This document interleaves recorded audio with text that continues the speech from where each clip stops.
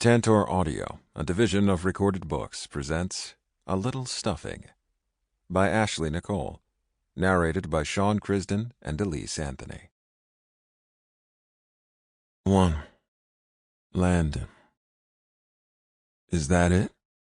My cousin, Taylor, sang as she glanced around the large room, eyes skimming over the chairs and tables we'd brought in. I believe so. Me and a few of my cousins had been working all morning to get the chairs and tables our family used for holidays out of storage and into the huge structure that used to be the garage.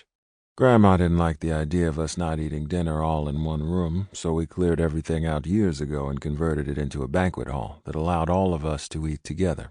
There were 5 huge tables that could comfortably seat 10 at a time. Usually we would leave everything set up after Thanksgiving so we didn't have to do it again for Christmas, but she'd made us take them down this time. We knew better than to argue, just sucked it up and did as we were told. My cousins Roderick and Travis walked in, arms full with cases of beer. Which fridge is empty? Travis directed at Taylor. The first one should fit all of those, she told him as she went around one of the tables straightening the chairs.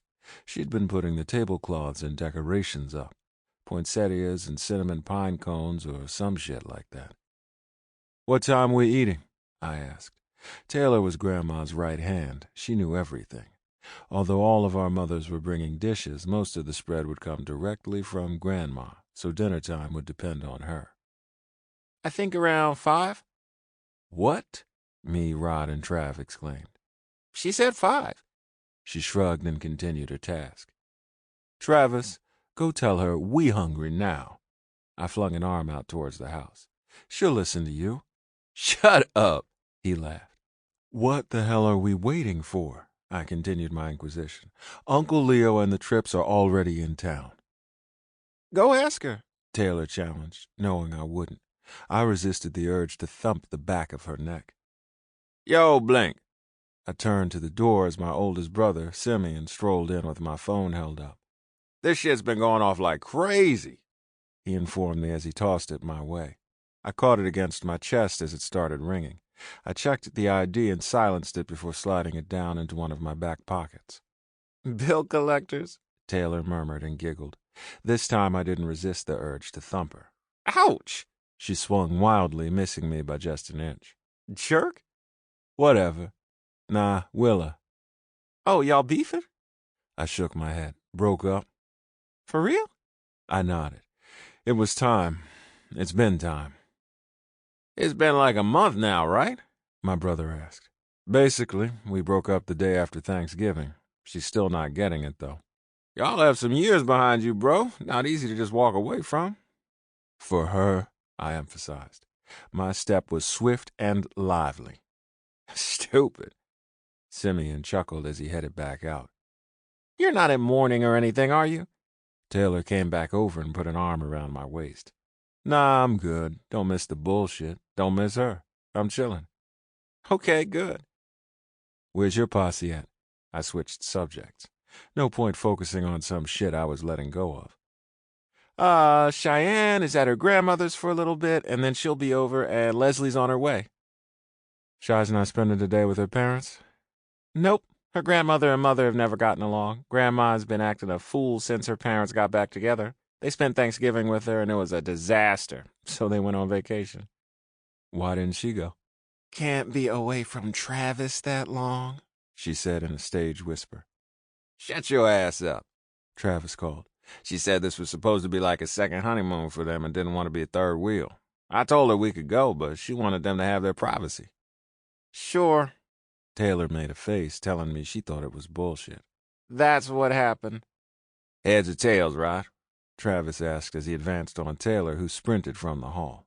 I waited until she was out of sight to ask, why did she really opt out of the trip? She can't be away from me that long. He shrugged and laughed. I chuckled as I left out to go back into the house that smelled gloriously. I found my grandmother in the kitchen with a few of my aunts and my mom. My hungry eyes ran over all of the dishes, some steaming and others waiting to go into the oven. I think everything's set up, Grandma. Oh, good. We'll be eating later than usual. I heard, I grumbled, causing her to chuckle. You'll be fine. I'm going to get some fries, I griped and headed for the door. A gentle tug on my shirt sleeve stopped me. My mom looked around as she slid me a small covered bowl and then motioned with her head for me to leave. I grinned as I planted a big kiss on her cheek and left to see what I had. I was her youngest. She was always spoiling me. Sam and my heir couldn't stand being baby, but me, I soaked it up. I found them outside at the grill with my father. "What's in the bowl?" Sam asked, trying to reach out and snatch it. "None of your business." I held the bowl out of his reach. "Mommy gave it to you?" he accused, sucking his teeth. "Didn't she?" "Yup." "Cry, baby," my heir called from behind me, thumping me in the neck. "Shut up." "What's in the bowl?" my pops, Simeon Sr., asked, repeating my brother's question. I didn't dare pull the bowl away from him when he grabbed it. He pulled the lid off to reveal a small amount of macaroni and cheese and collard greens. "Oh, Susie's still spoiling you, I see." "Man, whatever." "So, a deal." I waited for him to continue. "Give your old man the bowl, and you can grab one of these oxtails from the smoker." I didn't even respond, just took a stroll around him to the smoker and lifted the lid. Big one in the corner. My brothers grumbled as my father refused them a piece, then both took pieces off of mine. "Punk asses," I grumbled as I hurriedly finished the piece of meat, tossing the fidget spinner-like bone in the trash once clean. Dinner wasn't for another couple of hours, so I headed to one of the guest rooms for a nap. Thankfully, I found an empty one and fell out. I don't know how much time passed, but I was awakened by somebody kicking my foot and calling, Yo, Blink! Your girl who ain't your girl is downstairs in the front hallway." I opened my eyes to stare at the ceiling for a brief moment before lifting my head to the intruder, Roderick. "What?" "Willa is in the front hallway." "For what? What the hell could she possibly want?" "I don't know, G." He shrugged. "She's here, though." "All right." I pulled myself into a sitting position. "You want me to send her up?" "Hell no," I grumbled. "Tell her to stay where she is." He nodded and turned to leave the room, closing the door behind him. What the hell is she doing here? I lifted from the bed and left the room, making a pit stop in the bathroom before heading for the front hallway. I jogged down the steps, and there she was, right by the door, looking less than pleased. "I couldn't come upstairs?" she asked with attitude. I walked right by her, making sure to grab my jacket from the closet and lead her back outside to the front porch. The front of the house was covered in twinkling white lights that were a bitch to hang. Grandma even had a black nativity scene nestled in some bushes. "Why are we out here?" "What are you doing here?" was my answer to her question. I was enjoying that nap. "It's Christmas." That's not a sufficient answer. "I've spent the last 3 Christmases here." "Did you miss us breaking up last month?" "You ain't over that yet." I looked at her like she was stupid. "Why did I break up with you, Willa?" She acted like she didn't want to answer, taking her time to look around my grandmother's yard. "Why did I break up with you?" I repeated. I didn't do this confrontation shit. She knew that. I didn't even understand why she'd bring the shit to my family's door. "You got in your feelings over something I said," she grumbled. "Oh, is that all?" "Blink, you know what was said." "Exactly. And about who?" "You were once again complaining about my family," I reminded her. "So I'm confused as to why you think you're welcome here." Her eyes went wide as her bottom lip hung in surprise. "I'm no longer welcome?" "We broke up, Willa. You've been calling me—" I stopped mid-sentence as a feminine figure strolled up the driveway. Leslie waved to both of us as she made it to the porch but kept right on inside. I had to force myself to focus back in on this conversation. "I broke up with you and I've been ignoring you. So you decided to stroll up in here and invite yourself to dinner?" I shook my head. "Nah, I'm good. Go on over to your aunt's house. I'm through with this."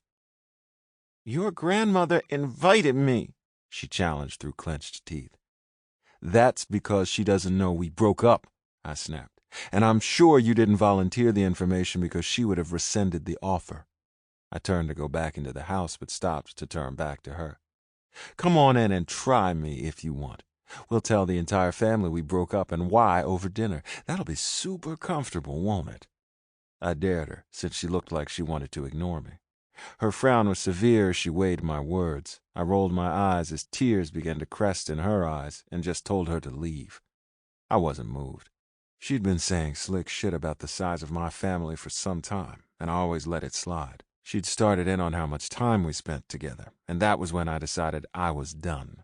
She wanted to be in my face 24/7 and was mad I didn't feel the same way. Got super pissed when she found out Cheyenne and Leslie had been invited to the family reunion, but she hadn't. I didn't think she wanted to go, since my family was so big. "Landon," she pleaded, tears now clogging her throat. "I'm sorry. I know you love your family, and I was out of line." "Bye, Willa." I continued into the house, closing the door without looking back. I had nothing else to say. I checked my watch, angry that we still had 2 hours before dinner. "Back to my nap," I grumbled as I headed for the stairs. 2. Leslie. I loved the joviality of the Masons. Being around all of them just felt like being engulfed by family. I, of course, was not family. However, they'd embrace me as if I were. My family wasn't as prompt and efficient as the Masons with their holiday cooking, so I'd be hitting them up after the feast. I was already in the hall at a table with Cheyenne. Everybody was just starting to file in. As I figured, Roderick, Travis, Blink, and T took up residence at our table. Blink was stretching his face as if he were trying to wake up. When he caught me watching him, he winked and grinned. I chuckled and looked away. I never really paid him any attention. Not because he wasn't cute or anything like the others. He was cute as hell. But he just always seemed to fade into the background. The rest of the clan was loud and boisterous all the time. I'd only seen him that way a time or two. He was even cuter today, with his sleepy eyes and droopy expression. I'd caught a tiny piece of the conversation he and Willow were having when I walked up. Taylor hadn't shared that breakup with Cheyenne and me. I'd ask about it later. Okay, be quiet," Grandma Vern said from her spot at the front table, surrounded by her sons and their wives, at least those who had wives. All talking ceased as we looked to her. "Well, we've all made it to another Christmas. Thank you, Jesus. This has been a fantastic year for our family, and I just wanted to take a minute to verbalize what I'm thankful for. I didn't do it on Thanksgiving, so I'm saying it now. Well, I am thankful to have all of you. All of my boys are here today, and in just a few months, all of my boys will be living back here with me." She smiled over at the triplets' father, Uncle Leo.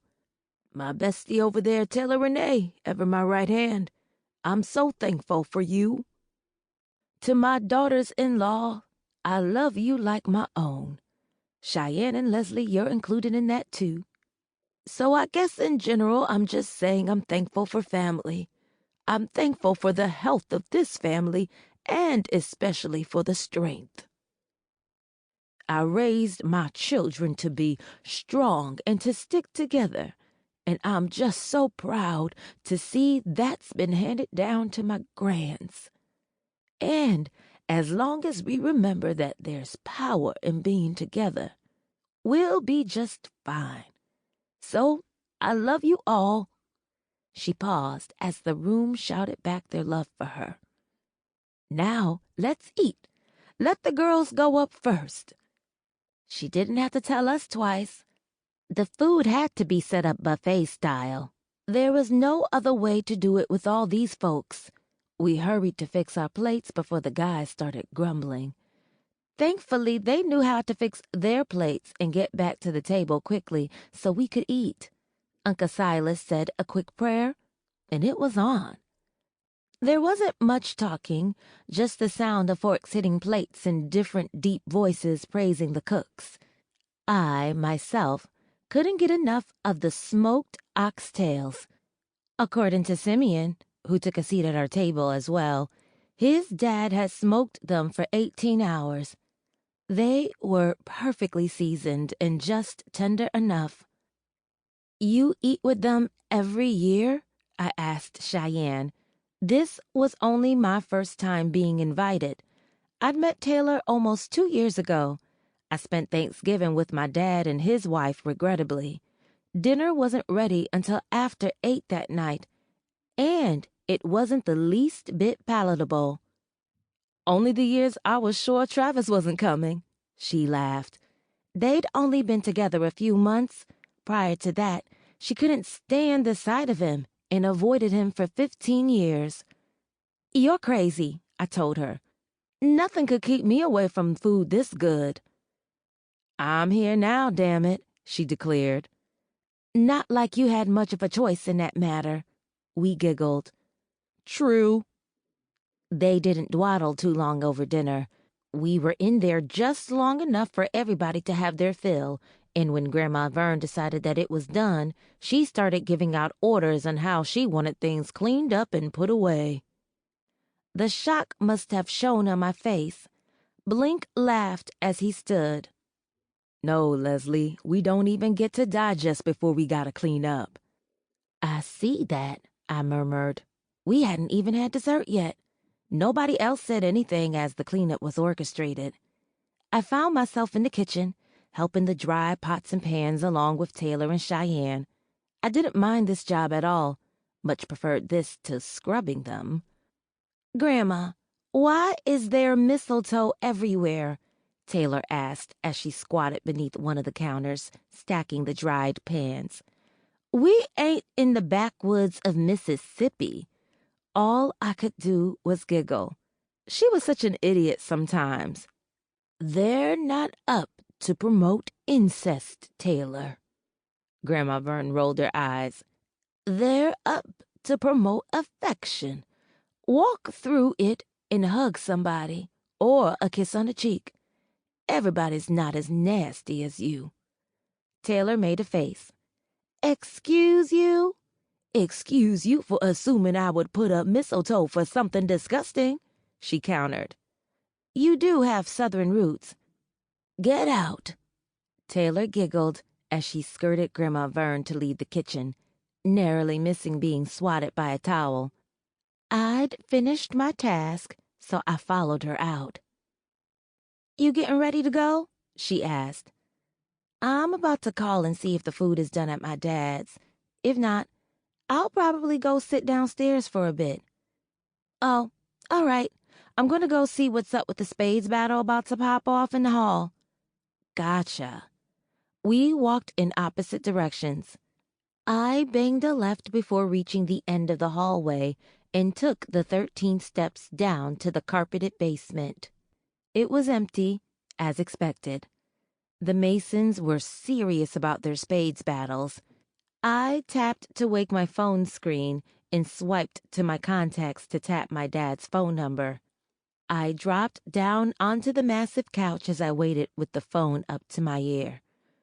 Where are you? Was how he answered the phone. I'm still at my friend's house, Daddy. You ditching us? He asked with affront. No, I just know that y'all's dinner run on CP time. You could still come, sit and hang out.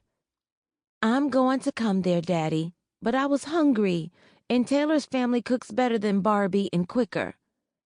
Bring me something, he said, his voice lowered to just above a whisper. He must have been within range of his wife. I giggled as I kicked out of my shoes to get comfortable. You want some of everything? Yeah. You know what I eat. They got dessert. Crazy desserts. We hadn't cracked into them, but I'd seen the beautiful mountain of sweets as I left the hall. Hook me up, baby. Okay, I'll slide you a plate. My girl. How much longer you think? 2 hours. He guessed, which probably meant 3. That'll be 9 o'clock. I know, he said. It ain't me. Yeah, I ended the call and tossed the phone down towards my feet. My father's wife, Barbie, was the pokiest person I'd ever met. She couldn't do anything on time. Not that I was in a rush to taste her undercooked dressing or overcooked ham. I had to show up, though, for my father. He loved having his kids over. I knew he was miffed because my brother Tony was spending the holiday with his new girlfriend's family in Key West, so I had to make an appearance, even if it meant not getting there until after 9 o'clock at night. I hurried upstairs to see if Grandma Vern would bless me with a plate for my dad, and she blessed me with 4 full plates, an entire chocolate cake, and a sweet potato pie. I knew how her grandsons were about her cakes, so I made sure to run that out to the car before going back to settle in the basement. Only it was no longer vacant. There was a long body resting where mine had been.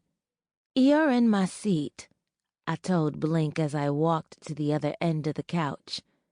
"My bad," he grumbled, but didn't move. "Ida's hitting you something heavy, huh?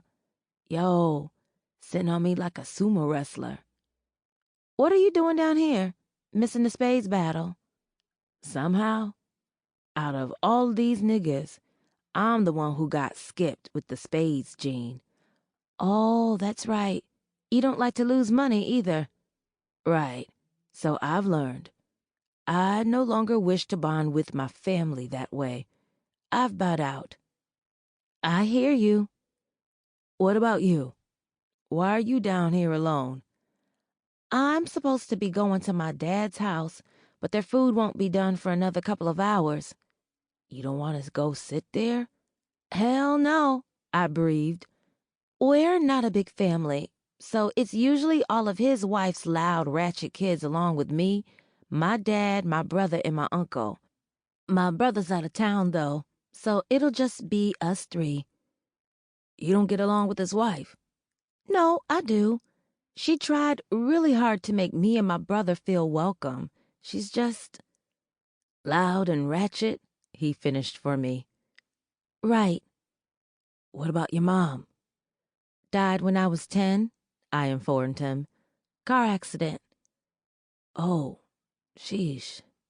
My bad for asking." "It's okay," I assured him. "Not as painful to talk about as it used to be." "Were they together when she passed?" I shook my head. "She was married to someone else.